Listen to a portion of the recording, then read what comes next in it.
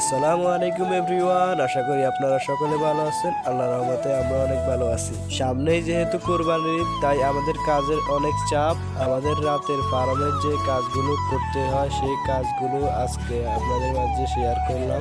প্রথমে যে কাজটা করতে হয়, প্রথমে ভালো করে গরুর গোয়ালটা পরিষ্কার করতে হয়, না হলে পুরো গাটা গোবর দিয়ে ভরে ফেলে। যেহেতু আমাদের গরু অনেক বেশি, তাই মুরব্বী আর আমি মিলে গরুগুলো গোবর পরিষ্কার করতেছি।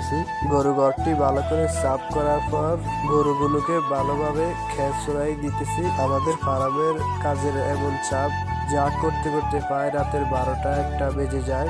গরু পালতে হলে গরুর পিছনে অনেক শ্রম দিতে হয় এবং অনেক সময় দিতে হয়। আমাদের ফজরের নামাজের পর থেকে শুরু হয়ে যায় ফার্মের কাজ। প্রায় পুরোটা দিন গরুর পিছনে থাকা লাগে। ঘাস ছাড়া গরু পালাটা প্রায় অনেক কষ্টকর।